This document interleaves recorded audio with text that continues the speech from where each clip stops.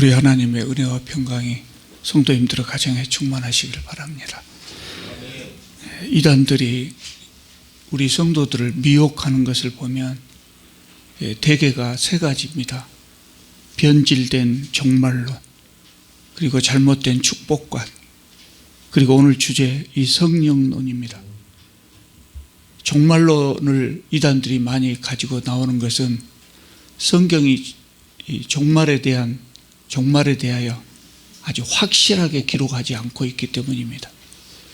우리에게 우리가 알아야 할 부분들을 충분히 이야기하고 있다고 생각합니다만은, 그럼에도 불구하고 우리는 많은 것을 더 알기를 원하기 때문에 그러한 부분까지 다 충족시킬 만큼 종말에 대한 이야기가 성경에는 나오지 않습니다. 특히 요한계시록의 경우에는 우리가 모르는 부분들이 많거든요. 그래서 이단들이 이것을 노리는 겁니다. 축복과는 왜 그러겠습니까? 사람들이 복 받는 것을 너무나 좋아하기 때문에 이단들이 이걸 들고 나오는 겁니다. 성령론으로 성도들을 미혹하는 이유가 뭐겠습니까? 사람들이 신비로운 것을 너무나 많이 좋아하기 때문입니다. 누구나 그렇습니다. 신비로운 것은 다 좋아합니다. 그 신비로운 것이 이 성령론 속에 들어있거든요. 성령의 은사에, 성령의 활동 영역에 이 신비로운 것들이 많이 들어있거든요. 그래서 사람들이 그것에 관심을 많이 갖기 때문에, 그래서 이단들이 이것을 가지고 성도들을 노리는 겁니다. 제가 평소에 성령에 대한 설교는 많이 하지 않았습니다만, 오늘은 이 성령에 대한 문제, 특히 성령 충만이 무엇인가에 대해서 확실하게 알 수 있는 기회가 되시기를 바랍니다. 많은 성도들이 그렇습니다. 성령 충만이 무엇인가 잘 안다고 생각합니다. 잘 안다고 생각하는데, 성령 충만만큼 잘못 이해되고 있는 것도 드물지 않는가 하는 생각이 듭니다. 성령 충만에 대해서 갖는 가장 많은 오해가 뭐냐면, 성령의 은사를 받은 것을 성령 충만으로 생각하는 겁니다. 성령의 은사와 성령 충만은 다르거든요. 예를 들면 초신자라도 성령 충만이 성령의 은사를 받는 것이 가능합니다. 그러나 초신자가 성령 충만을 받는 것은 어려운 일입니다. 어려운 일이 아니라 있을 수 없는 일이죠. 마치 이제 막 태어난 갓난 아이가 인격자이기를 바라는 것하고 마찬가지입니다. 그래서 초신자는 성령 충만하기가 어렵습니다. 물론 하나님께서 초자연적인 방법으로 기적적으로 하실 수도 있지요. 하나님께서 하시는 일에는 제한이 없기 때문에 그것까지 말씀드리는 건 아니지만 일반적으로 그렇다는 겁니다. 그러나 초신자들도 은사를 받을 수 있거든요. 특히 방언의 은사, 초신자 중에 방언의 은사를 받은 사람들은 상당히 많아요. 그러나 그 은사, 방언의 은사를 받았다고 해서 인자 믿은 그 사람이 성령 충만했다, 그렇게 할 수는 없는 겁니다. 성령 충만과 은사는 다르다. 이것을 우리는 기억해야 됩니다. 은사라고 하는 것은 은혜로운 선물이라는 의미거든요. 은혜로운 선물. 그거를 이제 우리는 은사라고 이렇게 성경에 있는 내용을 번역한 겁니다. 은사와 관련해서 더 큰 문제는 뭐냐면, 방언이나 신유 은사같이 초자연적인 은사만을 은사로 생각하는 겁니다. 그리고 이런 은사 받은 것을 성령 충만으로 생각하는 겁니다. 성경에는 성령의 은사에 대해서 나열하고 있는 부분이 몇 군데 있습니다. 이를테면 이제 고린도전서 12장 28절 같은 부분이 그런데요. 거기 보면 성령의 은사들이 열거되어 있거든요. 근데 여기 보면 능력을 행하는 것이나 병을 고치는 것이나 방언을 하는 것이나 이런 초자연적인 은사도 나오지만, 서로 돕는 것, 이것도 은사라겠고요. 다스리는 것 또는 관리하는 것, 이겁니다. 이런 것도 성령의 은사로 함께 열거되어 있습니다. 그러니까 초자연적인 은사뿐만 아니라 교회를 섬기는 데 필요한 재능은 다 은사가 될 수 있다는 겁니다. 그렇기 때문에 초자연적인 은사를 받지 못한 사람은 성령 충만하지 못한 것이다, 이렇게 해석하는 것은 너무나 잘못된 것입니다. 오해가 없도록 은사에 대해서 조금 더 말씀드리겠습니다. 요새 한국 교회, 그리고 특히 우리 교회에서는 이 은사라든가 성령 부분에 대해서 이렇게 지나칠 정도로 관심을 갖고 그러지는 않는 것 같습니다. 그러나 또 이것이 너무나 사람들이 좋아하는 것이기 때문에 언제 이 바람이 불지 모르거든요. 그래서 우리가 정확하게 평소에 알아둬야 된다는 거죠. 방언의 은사는 받은 사람의 신앙에 크게 도움이 되는 겁니다. 그래서 좋죠. 참 좋은 것입니다. 그런데 방언을 받을 때는 아주 조심해야 됩니다. 왜 그러냐면 다른 은사와 달리 방언의 은사에는 가짜가 많아요. 가짜가.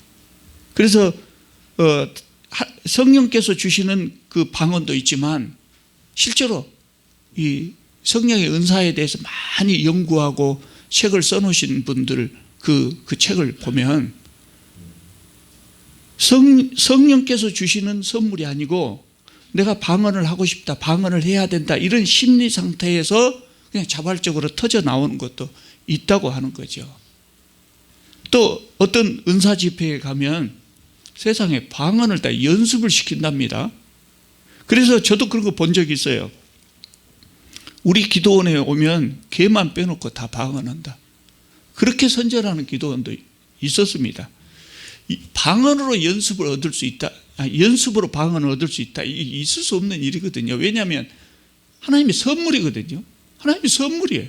선물은 하나님께서 주셔서 받는 것이 그것이 선물인데 자기가 연습해서 얻은 것이 어떻게 선물이 되겠습니까?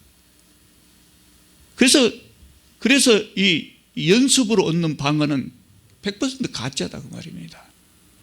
그러므로 분별력이 부족한 이 초신자 때는 잘 모르잖아요. 그럴 때 방언을 받는 것은 대단히 위험한 일이죠. 그래서 초신자 때는 방언을 달라고 간구하는 것이 위험하다는 겁니다. 왜냐하면 나에게 온 방언이 정말 진짜인가 아닌가를 분별하지 못할 수도 있기 때문에 그렇습니다. 예언의 은사가 또 있습니다. 예언의 은사만큼 또 오해되고 오해가 많은 은사도 별로 없습니다. 예언의 은사는 흔히 사람들이 생각할 때 미래를 보고 말하는 것이라고 생각합니다. 아닙니다.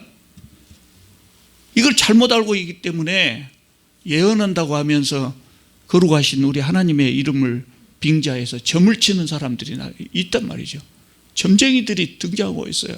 권사라는 직분으로 하나님의 말씀을 하나님의 이름을 빙자해서 점쟁이 노릇을 하고 있는 사람들이 있어요. 자랑스럽게 하고 있습니다. 그런데 많은 기독교인들이 이런 사람들을 찾아가고 내가 무슨 사업을 하면 성공하겠습니까? 우리 아들이 이번에 대학에 합격하겠습니까? 못하겠습니까? 이게 묻고 있는 것이죠.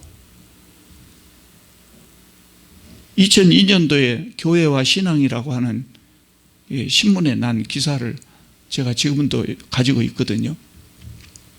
정윤석이라고 하는 기자가 소위 이 예언기도 한다는 사람들을 찾아가 가지고 우리 여동생 지금 있는데 지금 결혼해도 되겠습니까? 이렇게 물어봤다고 그래요. 그러니까 그 사람들이 결혼해라 말아라 그 남자는 적합하다 안 하다 자기 나름대로 다 그렇게 이야기를 하더라는 겁니다. 그런데 사실은 이 정진석 기자는 여동생이 없거든요. 그런데 있는 것처럼 하고 이야기해봤다고 말입니다. 아무도 그것을 정확하게 알지 못해요. 이게 예언한다는 사람 대부분이 이런 식입니다. 그게 조심해야 됩니다. 거기 들어갈 때 헌금 내고 들어간다는데 사실 점쟁이한테 가면서 복채 내고 간 거다 거의 유사하거든요. 그래서 넘어가지 않도록 조심해야 됩니다. 성경에 나오는 예언자들은 하나님의 말씀을 대언하는 사람들이에요. 하나님의 말씀을 대언해요. 그걸 예언이라고 그래요. 그게 개인들의 길흉화복을 점쳐주는 사람이 아니었다고 말입니다. 그런데 우리는 예언이라는 그 말 하나를 가지고 예언의 은사가 그것인 줄 알고 그런 사람 찾아간다고 해요. 미래에 대해서 알고 싶고 불확실한 미래를 확실하게 알고 싶기 때문에 그러는 거죠. 여러분 미래에 대해서 알고 싶으세요? 미래가 너무 불확실해서 걱정이 되세요? 걱정하지 마시라고. 왜냐하면 하나님은 우리가 미래를 다 알고 사는 것을 원하지 않으세요. 그래서 가르쳐 주시지 않은 겁니다. 그것이 다 우리에게 필요했다면 우리가 미래를 다 알도록 우리를 만드셨을 거예요. 그런데 우리를 그렇게 만들지 않았거든요. 그래서 그냥 사는 겁니다. 그리고 하나님께 맡기고 오늘 하루를 성실하게 사는 겁니다. 그럼 하나님께서 우리 길을 인도해 주실 겁니다. 사실 성경이 예언이라고 번역을 했기 때문에 오해가 생기는데, 이 예언이라, 성경에서 말하는 예언이라고 하는 것은 하나님의 말씀을 드러내는 거예요. 하나님의 말씀을 드러내는 거. 다시 말해서 쉬운 말로 표현하면 하나님의 말씀을 선포하는 것이죠. 그러니까 예언 활동이라고 하는 것은 오늘날로 말하자면 목사의 설교를 의미하는 겁니다. 그래서 요새는 이 예언에 대한 오해를 줄이기 위해서 예언이라는 말, 한자말 자체를 바꿔버렸어요. 전에는 미리 예자를 써서 미리 예자로 예언이라고 번역을 했는데, 지금은 맡을 예자, 예자로 씁니다.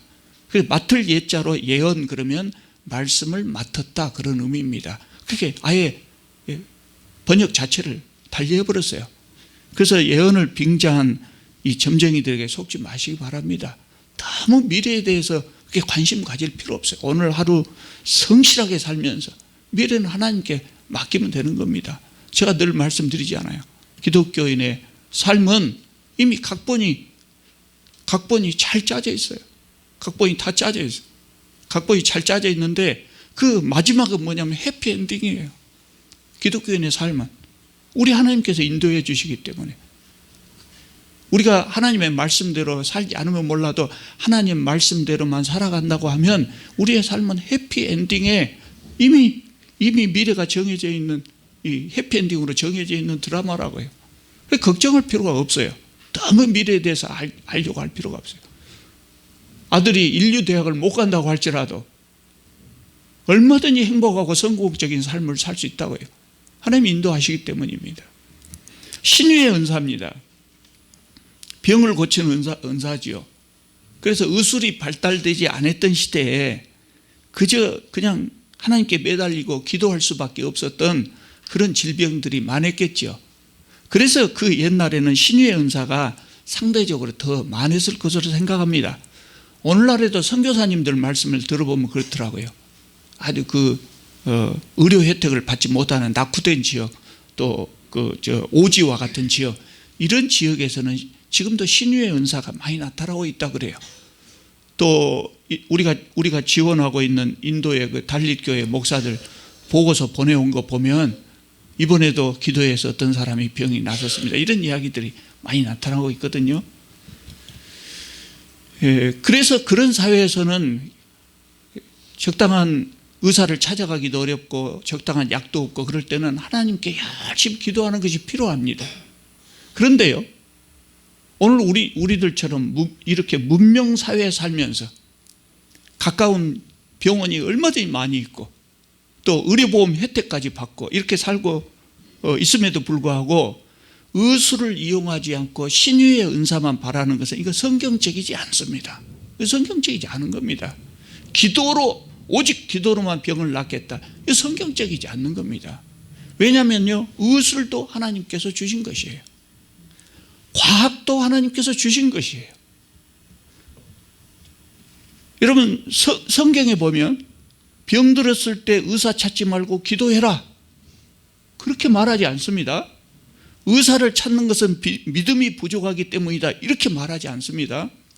그럼에도 불구하고 병원을 찾지 않고 오직 기도로만 치료를 하려고 하는 사람들이 있다고요. 자식들을 죽여요. 그러면서 자식들을 죽이는 사람도 있어요. 이거 성경적이지 않습니다. 병이 들면 당연히 의사의 치료를 받아야 되고 약을 먹어야 합니다. 그러면서 기도해야죠. 병이 들면 병원을 찾아야 한다, 성경에 있습니까, 없습니까? 병이 들면 약을 먹어야 한다, 성경에 있습니까, 없습니까? 그래서 그렇게 물어보는 사람도 있을까 봐서 좀 제가 찾아봤습니다. 있어요. 몇 구절 있습니다. 지금 여기서 말씀드려도 여러분 다 적을 수도 없기 때문에 생략하겠습니다. 제가 신앙과 삶에 좀 소개해놨습니다. 그 책에 성경에 몸이 아플 때는 약을 먹어야 한다 하는 말씀들이 몇 구절 있어요. 그러나 이 구절들도 직접적인 표현을 하고 있지는 않아요. 병이 들면 병원을 찾아야 한다, 약을 먹어야 한다, 이렇게 직접적으로 말씀하지 않습니다. 그래서 제가 답답했어요. 언젠가 저한테 그 물어본 사람이 있었거든요. SBS 그 여자 리포터라고 하는 사람이 제가 목사가 아니고 장로이던 시절에 글을 썼는데 우리 교회 청년이 그것을 인터넷에 올렸던 모양이에요. 그래서 그 리포터가 제 글을 읽고 하도 답답해서 저한테 그 당시에는 핸드폰이 일반화되지 않았을 때 시외 전화가 왔어요. 제가 전남대 교수라고 써져 있으니까 혹시 신학 박사나 되는 줄 알고 저한테 물어본 겁니다. 이 주제에 대해서 썼었거든요. 자기 언니가 조카가 병에 들었는데 병원을 안 가고 기도원만 들어간다는 거예요. 조카가 배가 이렇게 불러가지고 지금 심각한 상태인데도 기도원만 들어간다는 거예요. 참 안타깝게 그지없지요. 여러분, 그래서 제가 그때 집중적으로 이 성경 말씀에 이 약에 대한 부분, 병에 대한 부분 찾아봤거든요. 근데 아까 말씀드렸는데 몇 구절은 있지만 직접적으로 확실하게 그 말씀 잘 안 하세요. 왜 그럴까요? 옛날에는 약도 별로 없었고 병원도 별로 없었기 때문에 그러기도 할 거예요. 그런데 그것보다 더 중요한 거 제가 깨달은 것이 있어요. 그때 깨달은 것이. 여러분 혹시 성경에서요? 여러분 성경 많이 보셨겠죠? 성경에서 배고플 때는 밥을 먹어야 하느니라 이런 말씀 보신 적 있어요? 배고플 때는 밥을 먹어야 하느니라. 없어요. 저는 아직까지 그런 구절을 찾지 못했어요. 그러면 왜 그런 말씀이 성경에 없을까요? 배고플 때는 밥을 먹어야 하느니라. 왜 없을까요? 왜 없을까요? 너무나 당연한 것 아닙니까? 너무나 당연한 거라고요. 그런데 그거를 하나님께서 우리에게 꼭 말씀해야 우리가 배고프니까 하나님 말씀에 순종해서 밥을 먹어야 되겠구나. 그래야 되겠습니까? 그럴 필요가 없는 거라는 거죠. 아플 때 약을 먹고 병원을 찾는 것은 너무나 당연한 것이죠. 그런데 기도로만 병을 나으려고 하는 사람도 있어요. 그래서 제가 답답해서 그런 사람들한테 이렇게 묻고 싶어요. 당신은 왜 밥을 먹습니까? 기도해서 병을 낫듯이 그냥 배고프면 기도하시면 되잖아요. 주님 배부르게 하여 주시옵소서 그렇게 기도하면 되지 않겠습니까? 밥 먹지 않고 기도하는 것하고 병원 가지 않고 기도하는 것 그것은 다른 문제다 그럴지 몰라요? 아닙니다. 이거 근본적으로 같은 문제입니다. 배고플 때 밥을 먹지 않고 기도만 해서 배부르려고 하는 것하고 아플 때 약 먹지 않고 기도로만 나으려고 하는 것이 근본적으로 같은 문제라 그 말입니다. 왜 같은 문제입니까? 하나님께서는 우리가 배고플 때 어떻게 하면 배가 부를 것인가? 우리가 몸에 병이 나서 아플 때 어떻게 하면 병을 나을 수 있을 것인가? 그 방법을 배부를 방법, 병 나을 방법을 이미 우리에게 가르쳐 주셨다고요. 그리고 그렇게 하면 된다고요. 그렇게 하라고 하셨다고요. 제가 지난주에 잠언 28장 9절 말씀 소개해 드렸죠. 하나님께서 가르쳐 주신 방법을 사용하지 않고 기도만 하고 있으면 하나님께서는 우리의 기도를 역겨워하신다. 하나님께서 주신 방법을 거부하는 것은 하나님을 거부한 것하고 마찬가지죠. 그렇게 기도로만 병을 낫겠다고 하는 것은 사실은 신앙이 좋은 것이 아니라 무지한 신앙이든지 오히려 신앙이 안 좋은 것이라고 말할 수 있어요. 신비체험 이야기를 하겠습니다. 신비체험, 기적을 경험하는 것이거든요. 우리가 신비체험을 한다면 신앙에 굉장히 많은 도움이 될 겁니다. 그래서 여러분 기적을 경험하고 싶으시죠? 누구나 다 그럴 겁니다. 그런데 이 신비체험을 할 때 주의해야 될 것이 있는데 그게 뭐냐면 신비체험을 한 다음에 그 신비체험을 일반화하면 안 된다는 거예요. 일반화하면 안 된다는 거예요. 왜냐하면 신비체험이라고 하는 것, 신비롭다고 하는 것은 초자연적인 현상을 이야기하지 않습니까? 초자연적인 현상은 상시 나타나면 안 되죠. 초자연적인 현상이 일반적으로 나타나 버리면 큰일 납니다. 왜냐하면 초자연적인 현상이라고 하는 것은 자연 법칙이 지금 순간적으로 파괴된 것을 의미하지 않죠. 자연 법칙에서 이탈한 것을 의미하거든요. 그러니까 하나님께서 우리의 우리를 구원하시기 위하여 필요하다고 생각하실 때, 그럴 때 예외적으로 주시는 특별 현상이 바로 이 신비체험입니다. 그래서 신비체험을 일반화하면 큰 실수를 하게 됩니다. 무슨 말이냐면요, 일반화라는 말은 무슨 말이냐면요, 어떤 사람이 아파트에서, 높은 아파트에서 떨어졌다고 합시다. 떨어져요. 그럼 죽겠죠. 그런데 떨어지는 순간 하나님께 기도했더니 살았어요. 기적적으로 살았어요. 그런데 한번 그렇게 기적적으로 살아났다고 해서 이제 나는 높은 곳에서 떨어져도 안 죽구나 생각하고 아파트에서 밖에 나갈 때마다 주님 믿습니다 하고 그냥 아파트 창문으로 뛰어내려 볼 사람 있습니까? 그러지 않지 않아요. 또 내가 떨어져서 살았다고 해서 야 너도 뛰어내려, 너도 믿음이 있으면 하나님 다 받아주실 거야, 괜찮아, 나 뛰어내렸더니 안 죽었잖아, 너도 뛰어내려, 그럴 사람이 있겠습니까? 없죠. 이것이 일반화입니다. 이것이 일반화. 신비체험은 우리가 필요하다고, 내가 필요하다고 할 때 하나님께서 주신 것이 아니라 하나님께서 필요하다고 하실 때 우리에게 주시는 거예요. 그러니까 우리는 신비체험을 막 받으려고 간구하는 것이 아니라 그냥 열심히 사는 겁니다. 열심히 사는 거예요. 어디 가야 되겠으면 엘리베이터를 타고 내려가야죠. 뛰어내려 볼 일이 아니다. 하나님 바쁘니까 주님 믿습니다 하고 뛰어내려 버려요. 예수께서 사탄에게 받으신 시험 3가지 중에 하나가 높은 데서 뛰어내리라는 거예요. 이거는 하나님을 시험하는 거예요. 하나님을 시험하는 것이죠. 그래서 신비체험을 일반화하면 안 된다는 거예요. 그리고 필요하실 때는 하나님 주실 수가 있고, 우리는 자연 법칙의 범위 내에서 열심히 살면 되는 것이죠. 또 많은 사람들이 오해하는 것이 뭐냐면 순간적인 감동을 성령 충만으로 생각하는 사람들이 있습니다. 좋은 설교를 듣고 감동을 받았을 때, 또 좋은 찬송을 듣고 또는 좋은 찬송을 부르다가 감동이 될 때, 그런 감동을 성령 충만으로 생각하는 분들이 있습니다. 이거는 그냥 감동받은 겁니다. 성령의 감동이든지 그냥 본인의 감동이든지 감동인 겁니다. 감동과 성령 충만은 다른 겁니다. 이것이 이제 은사들에 대해서 우리가 주의해야 될 것이고요.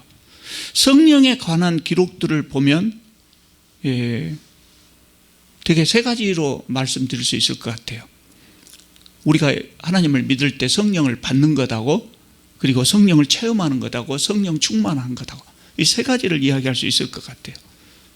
성령을 받았다고 하는 것은 성령께서 우리 안에 오셨다는 의미죠.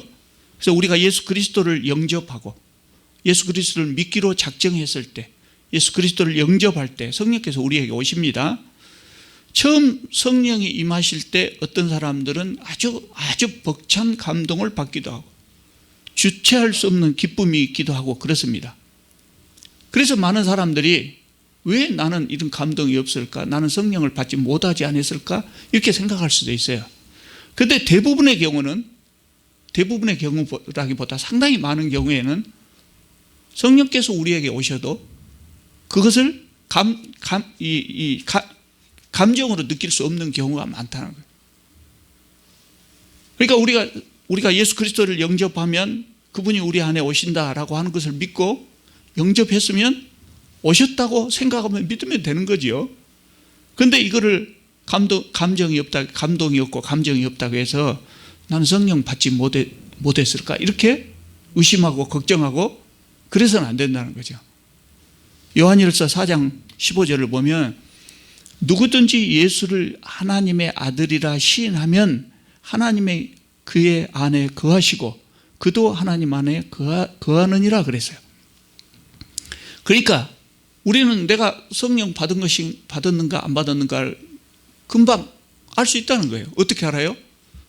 2000년 전에 그 유대 땅에 아주 비천하게 오셔서 초라하게 십자가에 달리신 정말 초라한 인간 예수, 그분이 그야말로 초라한 인간으로 생각되는 것이 아니라 그분이 나에게 하나님의 아들이시고 나를 구원하실 메시아라고 믿어지면 성령을 받은 것이라는 거예요. 성령을 받지 않고는 예수 그리스도가 메시아로 받아들이지 않거든요. 두 번째로 성령 체험입니다. 성령 체험은 아까 앞에서 말씀드린 그 신비 체험을 의미하는데요. 기적이라든가 초자연적인 어떤 현상을 체험하는 겁니다. 그래서 불치병이 나았다든가 사고를 당했는데 기적적으로 살아났다든가 또 초자연적인 은사, 방언이나 신유의 은사를 받았다든가 이런 것들을 성령 체험이라고 그러는데요. 제가 생각할 때는 이런 것들을 체험했으면 그냥 기적을 체험했다 이렇게 말하면 된다고 생각하거든요.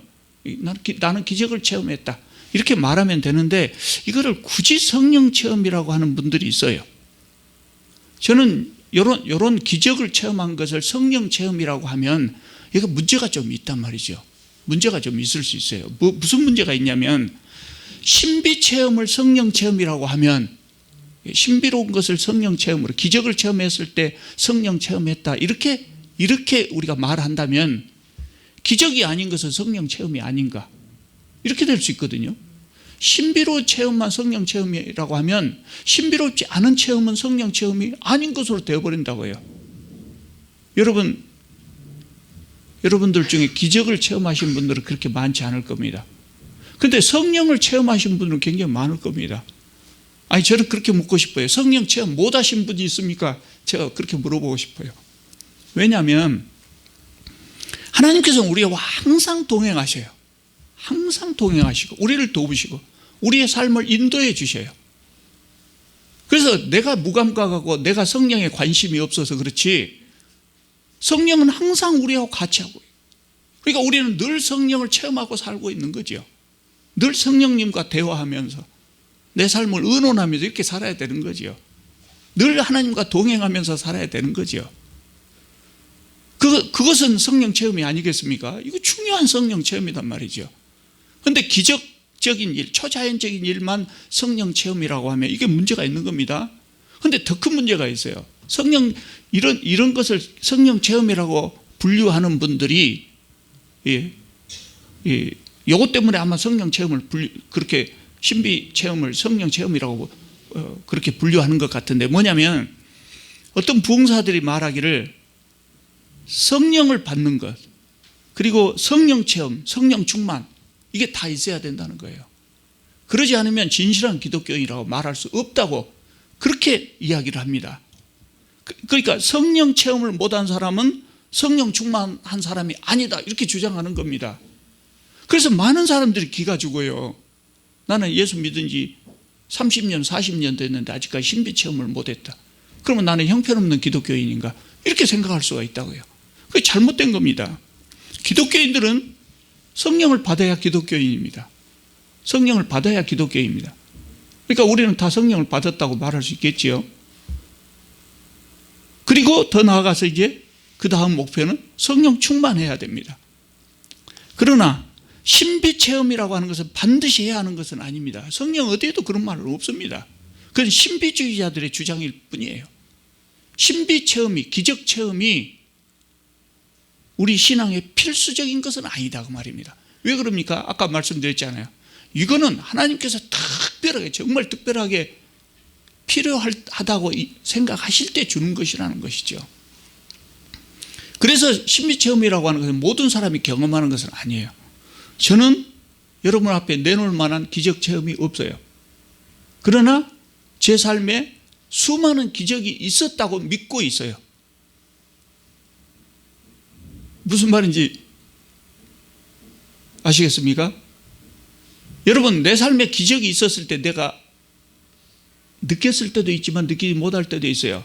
예를 들면 그거예요. 내가 자동차를 몰고 가다가 사고가 나가지고 큰 사고가 나서 죽을 뻔했는데 살아났다. 기적적으로 살아났다. 그러면 기적을 체험했다고 느끼겠죠.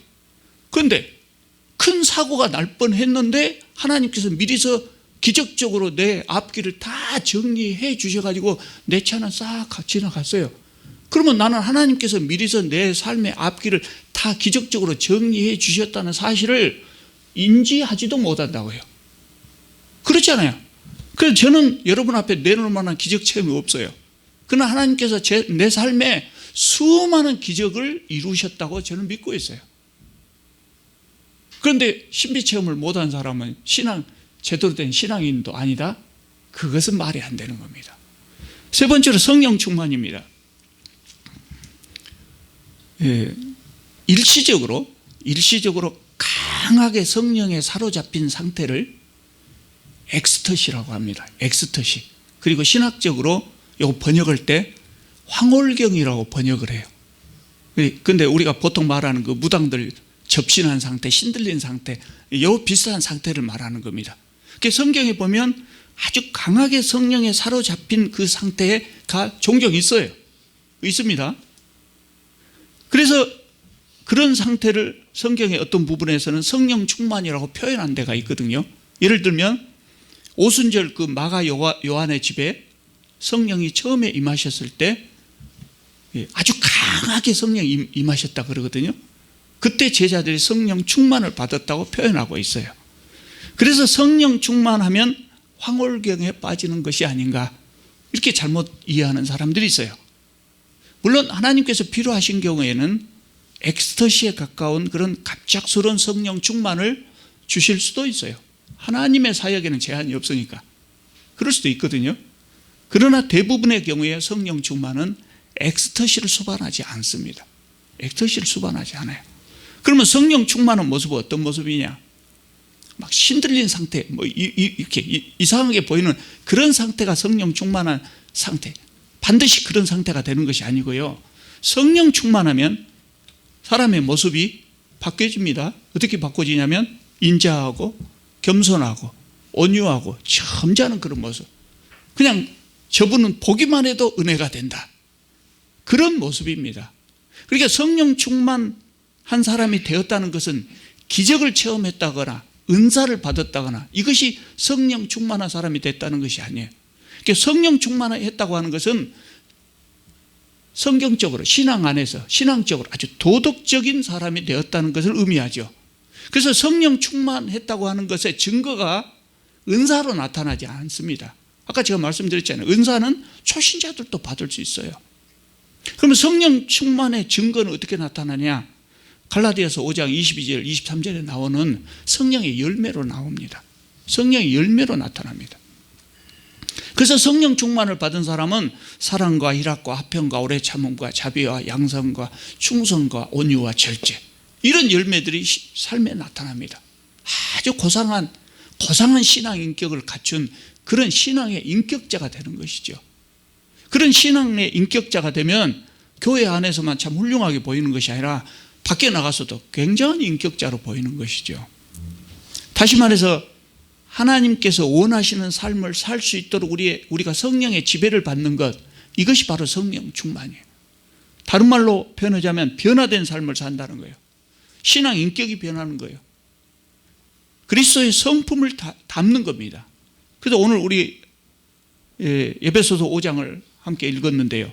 성령 충만한 결과가 그가 나타납니다. 뭐라고 합니까? 성령 충만하면 시와 찬미로 서로 화답하고 찬송하고 감사하고, 그 다음에 또 뭐가 나옵니까? 피차 복종하는 형태로 나타난다고요.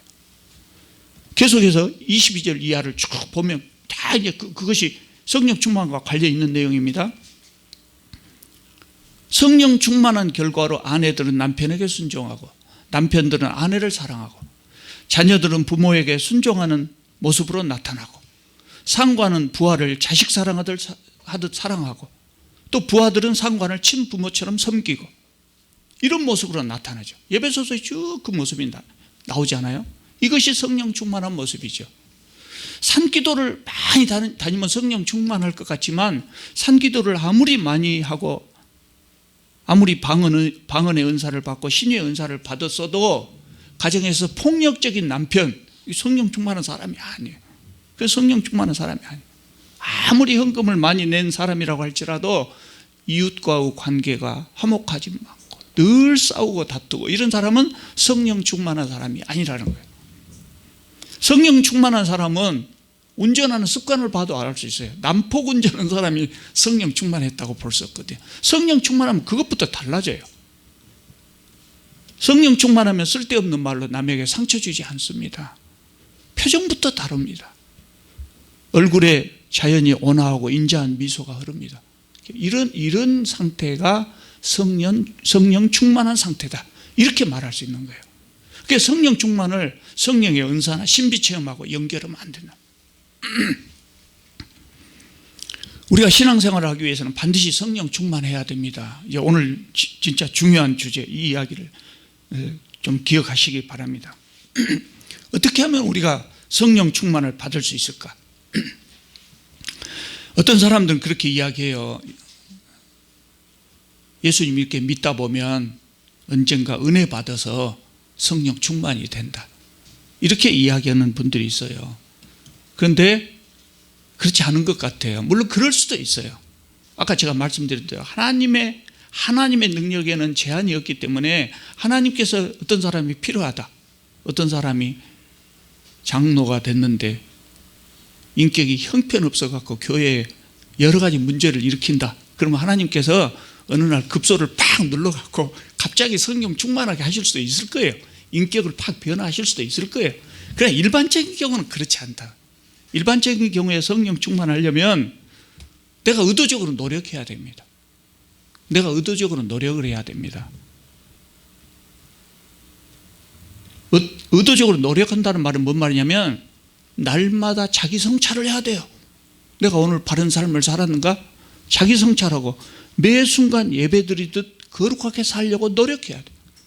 또 나에게 경건하지 못한 습관이 있다면 그것도 고치려고 노력을 해야 돼요. 그렇게 우리가 노력할 때 하나님께서 도와주셔서 우리의 신앙 인격이 성숙되게 하십니다. 우리가 아무런 노력을 하지 않고 언젠가는 되겠지, 그렇게 있으면 언제까지라도 성령 충만 받을 수가 없습니다. 그러니까 우리는 스스로 좋은 하나님의 성품을 닮으려고 계속해서 노력을 해야 됩니다. 두 번째로는요, 물론 지금 오늘 말씀드린 이것은 제가 살면서 느낀 방법이에요. 두 번째로는 삶의 모든 영역에서 성령님을 인정해야 됩니다. 성령 충만이라고 하는 것은 성령께서 우리의 모든 삶을 지배하시는 것이다, 이렇게 말할 수도 있어요. 우리의 삶의 영역이 여러 가지가 있지 않아요? 그런데 그 모든 삶을 하나님께서 지배하시는 것이 성령 충만이다. 우리의 삶 중에 여러 가지 영역이 있는데 종교 영역도 있고 가정 영역도 있고 사회 영역도 있고 직장 영역도 있는데, 하나님, 장사는 제가 하나님보다 더 잘할 것 같아요. 제가 장사를 오래 했거든요. 이거는 제가 하겠습니다. 그거는 충만이 아니죠. 그 부분 아직 성령께 맡기지 못한 부분이거든요. 그래서 모든 삶의 영역을 성령께서 완전히 지배하시도록 맡기는 것이 성령 충만입니다. 그러니까 우리가 예수님을 처음 믿기로 작정했을 때는 거의 모든 삶의 영역을 내 마음대로 하잖아요. 내 마음대로 하고 예배 드릴 때만 예수님 믿는 것처럼 보이거든요. 그러다가 조금 신앙이 깊어지면 이제 가정생활에서도 하나님의 말씀을 따라서 아내를 더 사랑하려고 노력하고 자식을 더 이해하려고 노력하고 그럽니다. 그러다가 이제 조금 더 지나면 어떻게 되냐, 일터에서도 하나님 말씀을 순종하거든요. 전에는 거짓말하지 않으면 장사를 못할 것 같았는데 이제 정직하게 장사하고, 이런 것이 성령 충만입니다. 우리 삶의 영역을 점점 많은 부분을 하나님께 맡기는 겁니다. 그렇게 해서 우리 삶의 영역 가운데 성령께서 지배하시는 영역이 점점 넓어져서 마침내 우리의 모든 삶의 영역을 성령께서 지배한다, 그러면 그것이 성령 충만이라고 말할 수 있습니다. 세 번째로는 성령의 지배를 받는 시간을 늘려가야 돼요. 우리 의식적으로 늘려가야 돼요. 처음 믿을 때는 예배 드릴 때만 하나님 생각하지 않아요. 그리고 예배당 나갈 때는 자기도 모르게 하나님 잊고 산다고요. 다시 예배당 오면서 하나님 생각하고. 그러나 점점 그 신앙이 깊어짐에 따라서 성령의 지배를 받는 시간이 늘어난다. 그래서 슬플 때나 짜증날 때도 성령님 지배를 받고, 드디어는 항상 성령의 지배를 받고, 이게 성령 충만입니다. 그래서 성령 충만이라고 하는 것은 어느 날 갑자기 내가 가만히 있고 부지런히 예배에 참석하다 보면 어느 날 갑자기 되는 것이 아니라 내가 예수 그리스도의 성품을 닮아가려고 애를 쓰고 노력하는 겁니다. 그럴 때 성령께서 우리를 도와주십니다. 그래서 우리의 삶의 모습이 달라지는 것이죠. 그러니까 가장 쉬운 말로 말하자면 성령 충만은 우리의 신앙 인격이 성숙하는 것이라고 말할 수 있을 것 같아요. 그리고 우리가 꼭 기억해야 될 것은 이 성령 충만이라고 하는 것은 우리의 인격이 금방 변하지 않듯이 성령 충만도 조금씩 점진적으로 이렇게 성숙해 가는 겁니다. 우리가 성령의 지배를 받는 영역을 늘려감에 따라서, 우리가 성령의 지배를 받는 시간이 늘어감에 따라서 우리의 신앙 인격이 성숙해 가는 겁니다. 이것이 성령 충만입니다. 정말 우리가 신앙의 목표로 삼아야 될 것이 이것입니다. 예. 내가 예수 믿다가 조금 시간이 지나니까 서리 집사가 되고 안수 집사가 되고 장로가 되고 이렇게 직분이 바꿔지는 것보다 중요한 것이 신앙 인격이 성숙하는 겁니다. 그래서 정말 예수 그리스도의 삶의 모습을 그대로 다 닮아가는 겁니다. 뭐 100% 닮을 수는 없겠지만 최대한 그걸 닮으려고 노력하고 그런 삶을 사는 겁니다. 우리는 모두가 성령 충만해서 성령의 열매를 많이 맺음으로 우리의 삶을 변화시키고, 그리고 그 변화된 우리 삶을 통해서 세상을 변화시킬 수 있기를 바랍니다. 기도하겠습니다. 거룩하시고 자비로우신 우리 하나님, 성령을 선물로 주셔서 성령님의 보호하심과 성령님의 동행하심으로 함께 살아갈 수 있게 하여 주심을 참으로 감사드립니다. 주님 바라옵기는 우리와 동행하시는 그 성령님을 한시라도 잊지 않고 늘 손을 잡고 대화하면서 성령의 인도하심대로 따라갈 수 있는 저희들이 되게 하여 주시옵소서. 우리의 신앙 인격이 날로 더 좋아져서 어느 날 주님 부르시기 전까지 주님의 성품을 온전히 닮을 수 있도록 저희들의 삶을 인도하여 주시옵소서. 예수님의 이름으로 기도하옵나이다. 아멘.